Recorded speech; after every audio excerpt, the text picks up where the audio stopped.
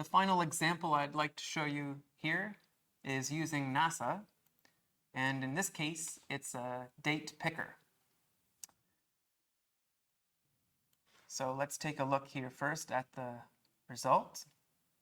And so this is the NASA picture of the day. All right, and so today is, of course, the 19th of September. But interestingly, I have a calendar here, and the days in the future are grayed out, but the days in the past are clickable. So let's go to the picture for yesterday, the 18th of September. And here it is, right? Or let's go to the picture for Sunday, 2 days ago. Here it is. Of course, the future ones are grayed out because they don't exist yet. NASA doesn't have pictures available for those days, but when those days arrive, no doubt, they will publish them. So we'll see in just a minute how this calendar graying out actually happens in JavaScript. Okay, so let's take a look at that. At the top of my script here, you can see that this is my NASA key, and you're encouraged to get your own from the NASA website. And as usual, I'm making some variables, setting up the different parts of the page that I'm interested in. These are the parts of the page I want to manipulate. So I have a container called APOD where I'm going to put the pictures. And then there's the date picker, which is this kind of input box here, right?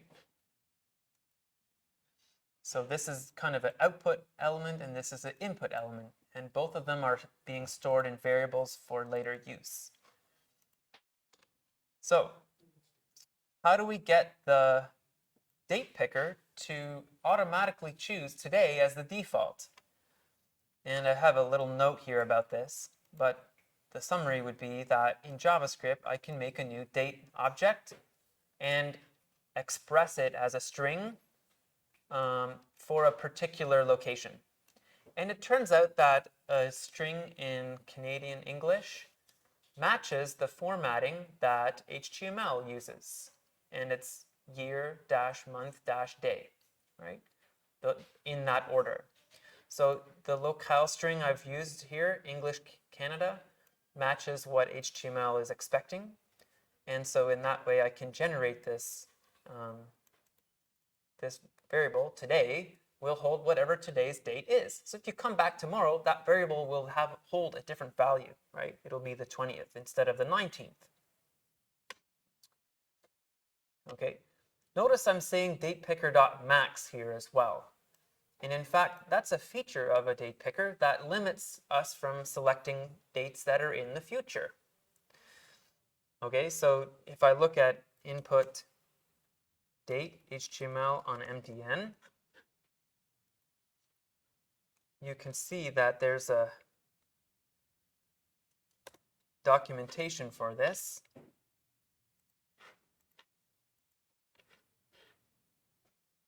Okay, the maximum value that's acceptable. And in the demo, they have something similar here, right? So they're saying min and max here as parameters on the date input. So in this example, there are also values that are grayed out, and there's a default value from 2018 here. So if I look at this example and how it behaves, right, everything after the 31st is grayed out. Well, hang on, is it though? It's the max is December 31st. So I won't be able to go to 2019. You see that? 2019 is not available.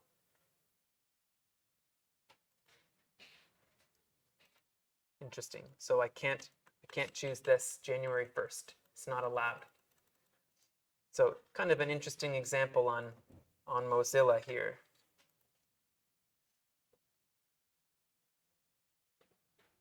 Okay, so there's that link here as well in the comments. So what happens when I change the date in the calendar? I can add an event listener to that as well, just like I could for a search box or any other element or a form or any number of elements that change.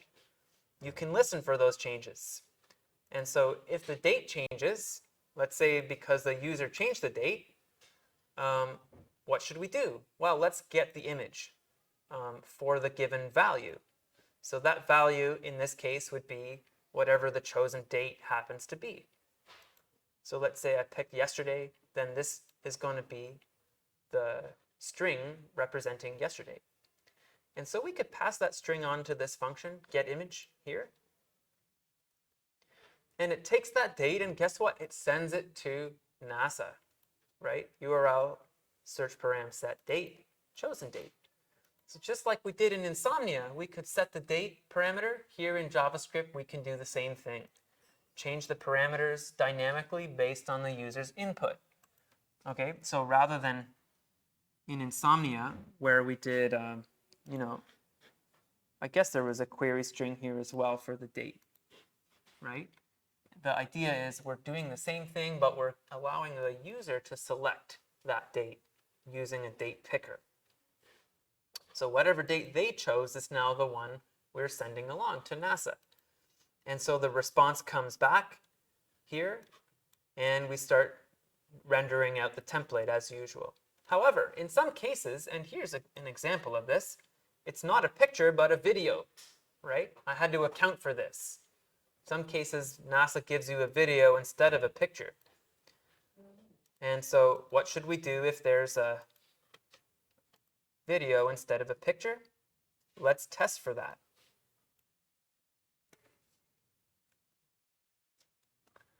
And in fact, you'll notice if I do this in Insomnia, there's that, oh, it's a bad request. Oh, okay. Date. When the data comes back from NASA, it tells us what is the media type. And in this case, it's an image, but it might also be a video, right? Media type video. So JavaScript can do a test. Does the media type equal image? Okay, then we'll build an image template or make an image tag. But if the response type, media type is video, then we won't make an image. Instead, we'll make an iframe and put the video inside it. Okay, so that's how this is working here. There's some conditional logic, an if-else setup here to account for both situations.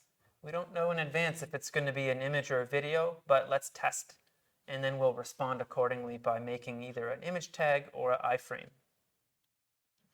So you can see that in the case of September 6th, it was indeed a video, and the resulting page doesn't have an image tag, but instead there's an iframe here.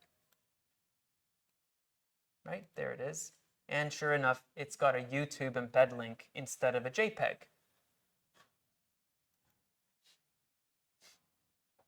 Okay, so why did I use a date picker for this? Well, I think the NASA API is suggesting that I do something like that. After all, date is what they're asking for.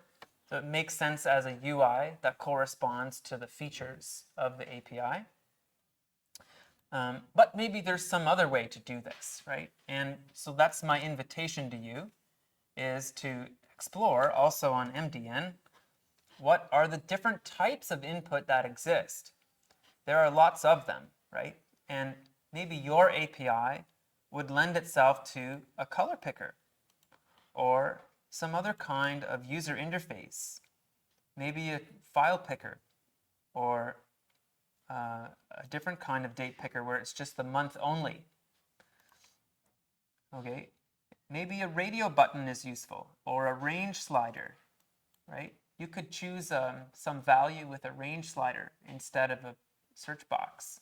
Like maybe, if I recall, the horsepower on the vehicle. If you want a powerful car, you could set the slider to match. Or it could be both, a range slider together with a number input.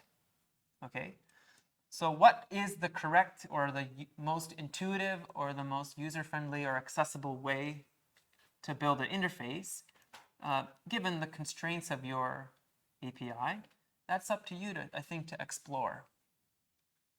And so I hope you have a chance this week to work on that and to try that out. You're welcome to fork these examples that I've shared and adapt them maybe for different use cases.